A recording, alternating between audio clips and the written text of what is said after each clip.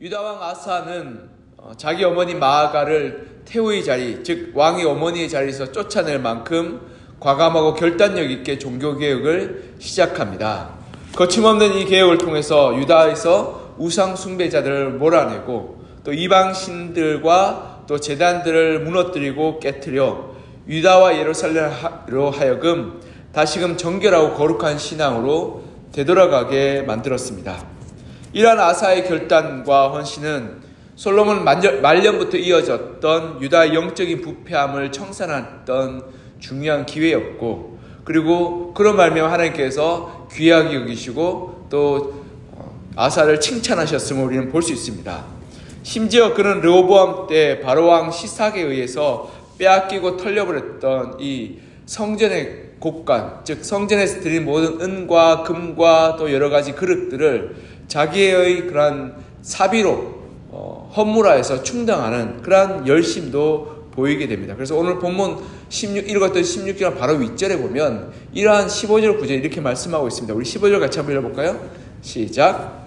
그가 그의 아버지가 성별한 것과 자기가 성별한 것을 여호와의 성전에 받들어 드렸으니 곧 은과 금과 그릇이더라. 아멘. 여기 보면 하나님의 성전에 이 아사가 하나님 앞에서 봉헌하였음을, 귀하게 들여 올려드렸음을 우리는 볼 수 있습니다. 아사는 이렇게 하나님을 사랑하고 또 하나님의 성전을 귀하게 여기었으며 예배하는 왕이었고 또 그러하기에 하나님 앞에서 올바른 개혁을 일으킬 수 있었습니다. 북이스라엘 왕 여로보암 사후에 그의 아들 나답이 왕이 되었는데요. 그런데 그때 이제 문제가 생깁니다. 나중에 우리가 그 다음에 읽어보겠지만 나답이 블레셋을 공략하고 있을 때 그의 군대 장관이었던 바하사라는 사람이 이 나답에게 대해서 구테타를 일으켜서 이 반란을 일으키고 나답을 죽인 다음에 바하사가 왕위로 올라가게 됩니다. 그래서 그런지 이 바하사는 호전적인 왕이었습니다. 그래서 이 북이스라엘과 남유다가 끊임없이 전쟁을 하게 되는 그런 문제가 일어나게 됩니다. 그래서 16절에 보면 일생 동안 이 아사와 이스라엘 왕 바하사 사이에 이 전쟁이 끊이지 않았다라고 이렇게 말씀하고 있습니다. 그런데 여기까지는 참 괜찮은데요.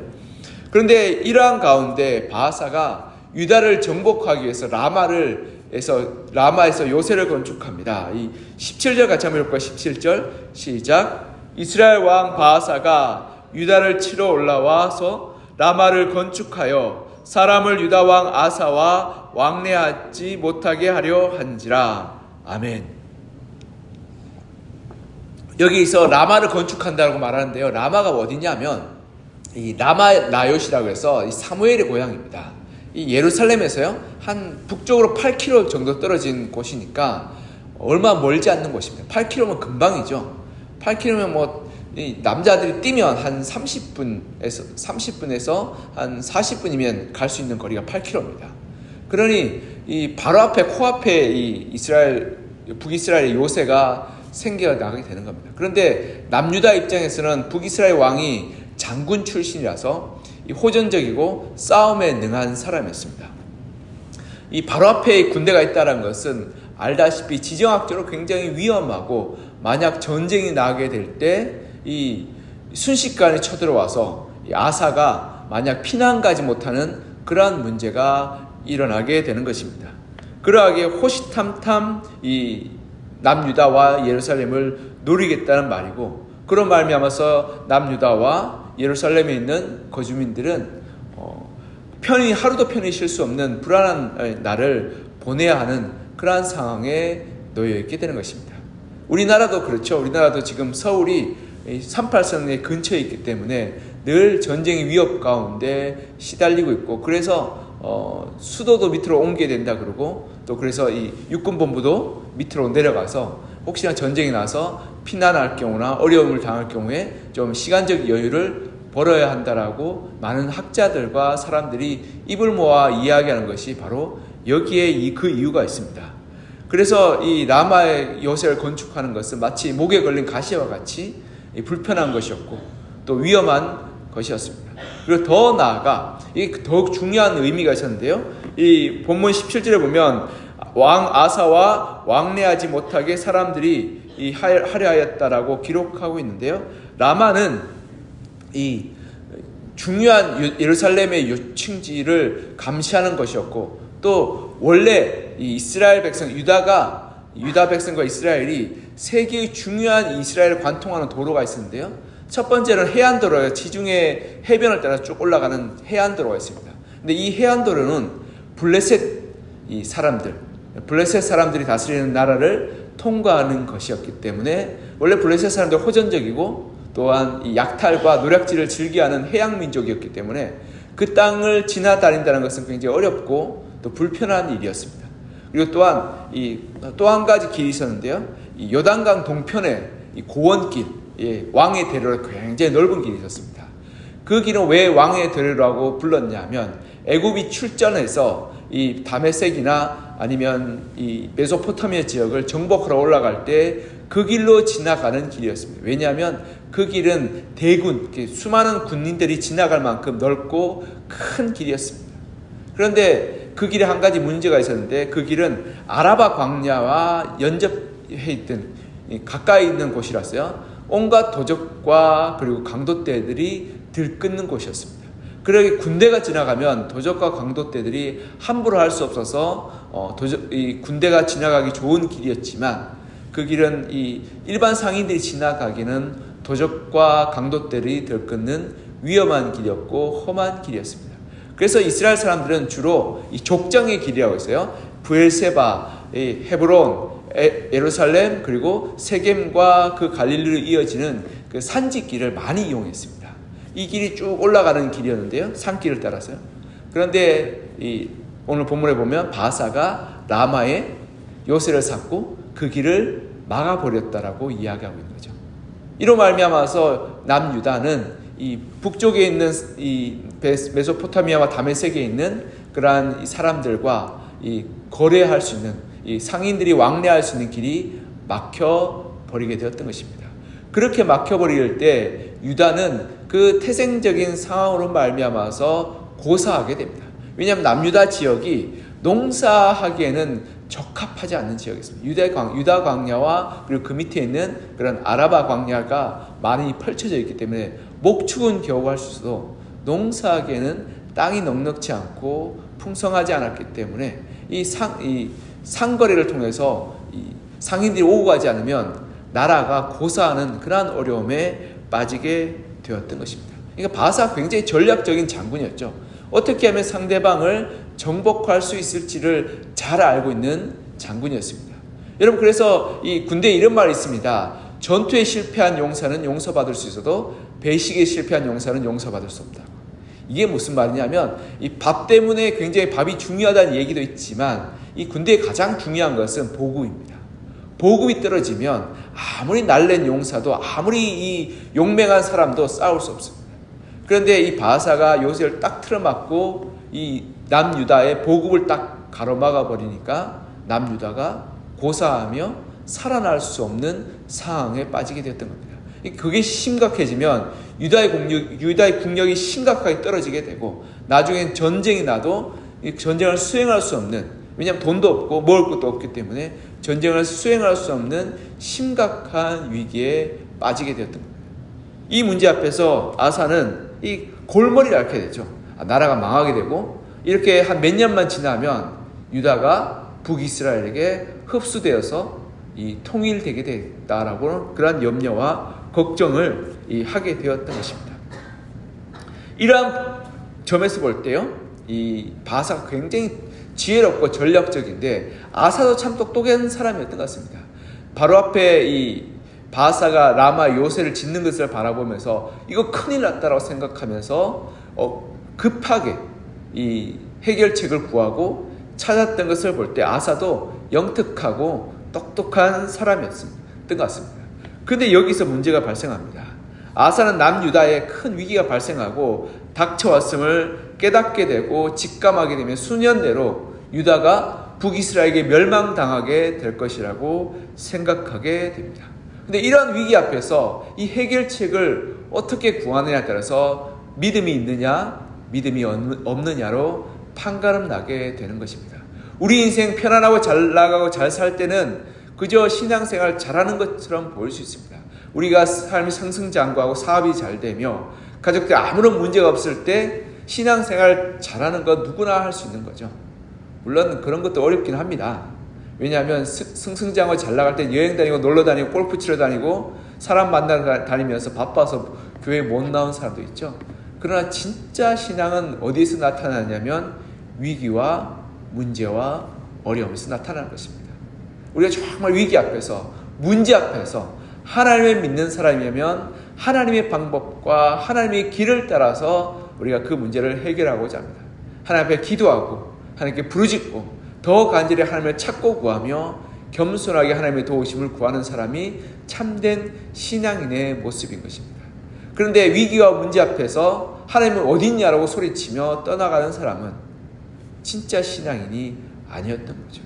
겉모습만 무늬만 신앙인이었던 사람이었던 겁니다. 근데 오늘 아사는 이 위기 앞에서 불신자와 다를 바 없는 그런 모습을 보여주고 있습니다. 우리 18절 같이 한번 읽고요. 18절 시작. 아사가 여호와의 성전 곡간과 왕궁 곡간에 남은 은금을 모두 가져다가 그 신하의 손에 넘겨 다메섹에 거주하고 있는 아람의 왕 헤시온의 손자 다브리몬의 아들 베나단에게 보내며 이르되, 아사는 자신의 위기와 국가의 어려움 앞에서 그 문제를 해결하기 위해서 어떻게 합니까? 아람 왕 다메섹에 있는 아람 왕 베나단에게 조공을 보내어서 이 도움을 구합니다. 여기에 큰 두 가지 이 아사의 잘못이 있는데요. 첫 번째로는 하나님을 의지하지 않고 이방을 의지한 것. 그는 하나님을 잘 섬기는 신실한 왕이었죠. 그가 하나님을 잘 섬길 수 있었고 하나님 앞에 개혁을 이룰 수 있었던 것은 그가 그의 왕권이 휘두를 수 있는 권한과 능력이 있을 때였습니다. 그는 왕으로서 등극한 이후에 신실한 왕이 되었고 그가 휘두를 수 있는 모든 권한을 휘둘러서 종교개혁을 했습니다. 즉 그는 어떻게 보면 그가 할 수 있는 이 능력 가운데서는 신실한 사람이었습니다. 근데 그가 할 수 없는 불가능한 일 앞에서 어려운 문제 앞에서 해결할 수 없는 난간 앞에서는 그는 불신자와 똑같은 삶을 살아가게 되었던 것입니다.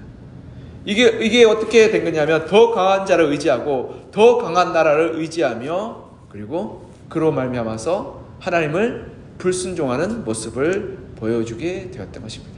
그래서 그는 이 나라의 문제 앞에서 국가의 문제 앞에서 하나님 앞에 구하고 찾고 겸손하게 의지하지 않고 이방의 왕의 힘을 세상적인 도움을 구하며 그 문제를 해결하고자 하였던 것입니다.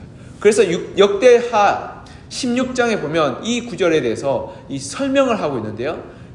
역대하 16장 이 17절에 보면 이렇게 말씀하고 있습니다. 그때 선견자 하나니가 유다 왕 아사에게 나와서 그에게 이르되 왕이 아람 왕을 의지하고 왕의 하나님 여호와를 의지하지 아니하였으므로 아람 왕의 군대가 왕의 손에서 벗어났나이다. 여호와의 눈은 온 땅을 두루 감찰하사 전심으로 자기에게 향하는 자들을 위하여 능력을 베푸시나니 이 일은 왕이 망령되이 행하였은즉 이후부터는 왕에게 전쟁이 있으리이다 하매. 아멘. 여기 보면 7절에 왕의 선지자가 그때 선지자가 하나니가 유다 왕에게 나타나서 이렇게 말하죠. 왕이 아람 왕을 의지하였기에 아람 왕의 군대가 왕의 손을 벗어났다라고 말하고 있습니다. 이는 오늘 본문에 보면요, 이 19절에 나와 당신 사이에 그리고 나와 아버지와 당신 아버지와 우리 아버지 사이에 약조가 있었다라는 이 말이 있습니다. 이는 다윗 왕이 아람을 정복하죠. 그리고 아람의 다메섹에게 수비대를 세워서 그 나라가 이 이스라엘에게 조공을 바치도록 만들었습니다. 그런데 오늘 본문에 보면 오히려 거꾸로 돼서 유다가 이 다메섹 아람에게 조공을 바쳐서 그 조약을 상기시키며 도와달라고 말합니다. 그로 말미암아서 아람이 강성해지고 나중에는 이 북이스라엘을 멸망시키는 그러한 나라로 발전하게 됩니다. 하나님의 사람은 하나님을 의지하는 사람입니다. 세상 사람처럼 행동하고 머리 쓰고 방법을 구하는 것이 아니라 하나님의 뜻과 하나님의 방법과 하나님의 은혜를 구하는 사람이 하나님의 사람인 것입니다. 물론 우리가 정말 세상적인 방법을 구하고 그리고 찾아야 됩니다. 그러나 그 이전에 먼저 하나님의 도우심과 은혜를 구하는 사람이 바로 하나님의 사람입니다. 병이 나면 우리가 의사를 찾아야 됩니다. 그러나 그 전에 우리가 하나님께 기도하고 부르짖고 그리고 하나님께 간구해야 됩니다. 법적인 문제가 나면 변호사를 찾고 또 재판을 해야 됩니다. 그러나 그 전에 우리가 하나님을 찾고 구하며 기도해야 됩니다. 그리고 그 가운데서 하나님의 선한 길과 의로운 길을 찾아 나가야 하는 것입니다.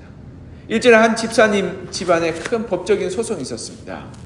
그로 인해서 큰 어려움에 문제가 빠지게 됐고 굉장히 곤란한 일이 있었습니다. 소송을 진행하게 되었는데 그 집사님이 조금 사시는 분이셨습니다. 그래서 전관 변호사랑 계약하겠다고 그렇게 하셨습니다. 여러분, 전관 변호사가 어떤 사람인지 알죠? 이 판사 출신의 변호사입니다. 이 판사 출신의 변호사는 이 사임하고 변호사가 개업한 지 한 수년 내로는 거의 승승장구합니다. 거의 무적입니다. 왜냐하면 이 판사 출신이기 때문에 수임을 하면 거의 승수를 하는 그러한 경우가 많았기 때문에 이 프리패스와 같은 거라서 반드시 승리한다라고 하는 경우가 많습니다. 그래서 그 집사님께 제가 집사님 하나님께 기도하고 하나님의 도우심을 구하자라고 이야기했습니다. 근데 그 집사님은 알겠다고 하면서도 돈을 크게 써서 전관 변호사랑 계약하셨습니다. 근데 참 안타깝게도 승소하지 못하셨습니다. 그리고 꽤 어려움을 겪게 되셨습니다. 우리는 종종 아사처럼 하나님 믿는다고 말하면서도 하나님께 구하고 기도하고 부르짖기보다 세상의 방법들을 취할 때가 있습니다.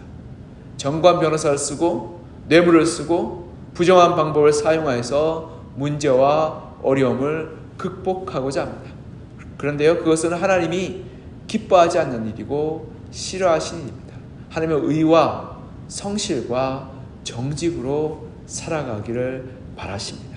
그리고 하나님 앞에서 간절히 찾고 구하기를 원하십니다.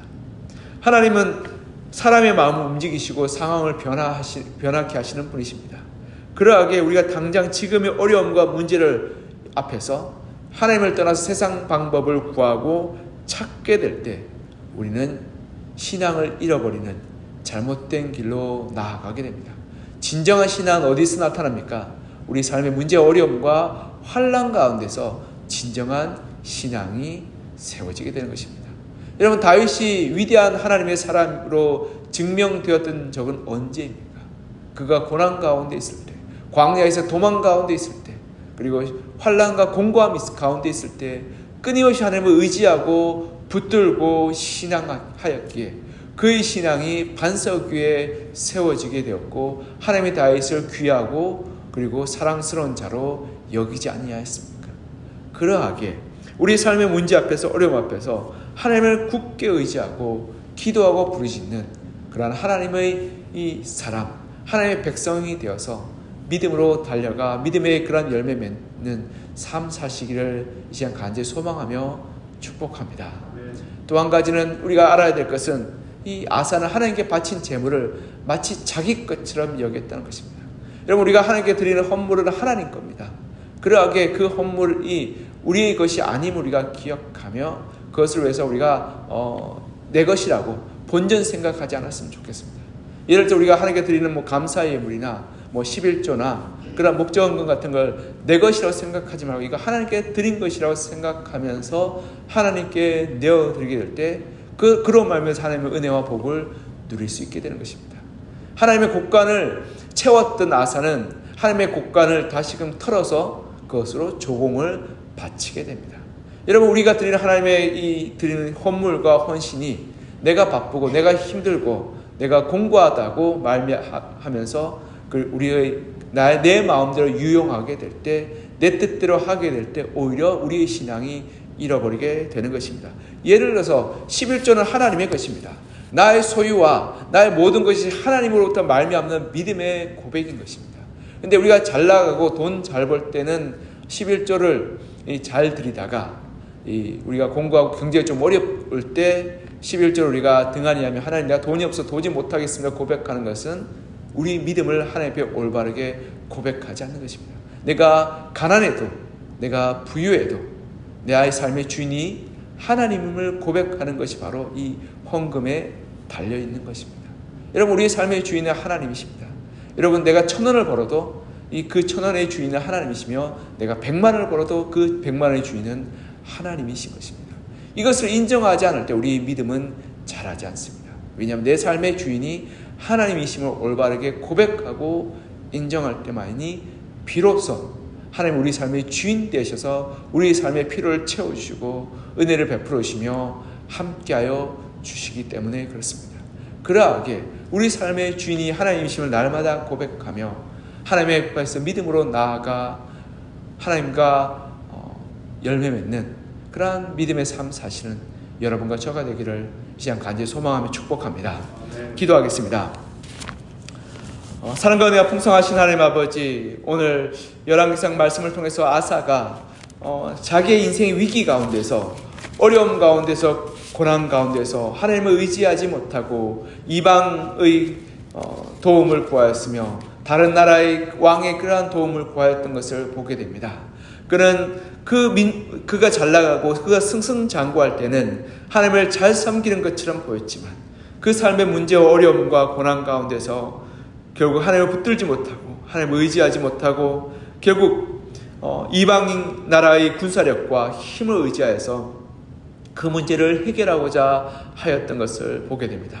결국 그런 말미암아서 하나님의 은혜가 아사와 유다의 가운데 떠나게 되었고 그런 말미암아서 북이스라엘 멸망하게 되는 그러한 올무가 되었음을 오늘 본문을 통해서 또한 역대기 본문을 통해서 보게 됩니다. 하나님 우리가 정말 우리 삶의 문제 앞에서 어려움 앞에서 먼저 기도하게 하여 주시고 하나님의 방법과 하나님의 뜻을 구하게 하여 주시옵소서. 세상 사람들의 보기 어리석고 부족한 방법이라 할지라도 우리가 하나님 앞에서 선하고 의롭고 정직한 길을 쫓아나가게 하여 주시고 불의하고 거짓되고 악한 길은 우리가 절연하게 돌아서며 그것은 하나님이 기뻐하지 않는 방법이라고 말하며 우리가 하나님의 뜻을 구하고 하나님의 방법을 구하게 하여 주시옵소서. 하나님 또한 하나님 우리 삶의 어려움과 고난 가운데서도 하나님 우리 삶의 주인임을 고백하며 과거의 두 렛더처럼 우리가 하나님 앞에 겸손하게 우리의 그러한 것들을 올려드리는 믿음을 잃어버리지 않게 하여 주시고 날마다 믿음으로 살아서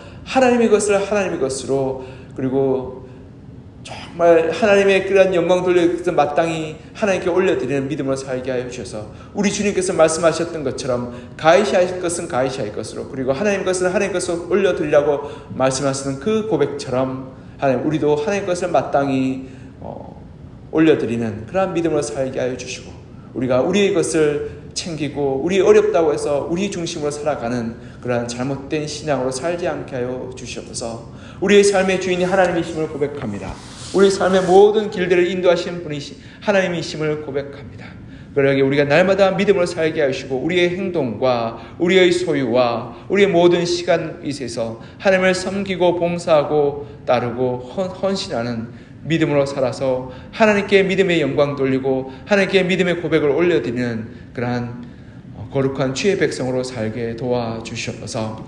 이 새벽 주님 앞에 나와 간절한 마음으로 부르짖고 기도하는 우리 사랑하는 성도들 머리 위에 주의 은혜를 부어주시고 주의 능력으로 충만케 하여 주셔서 응답받고 위로받고 힘을 얻고 돌아가는 귀하고 복된 시간 되게 하여 주시옵소서. 주께서 오늘 하루 가운데 응답하시고 인도하여 주시며 함께 하실 간절히 소망하며 살아계신 예수 그리스도 이름으로 기도드립니다.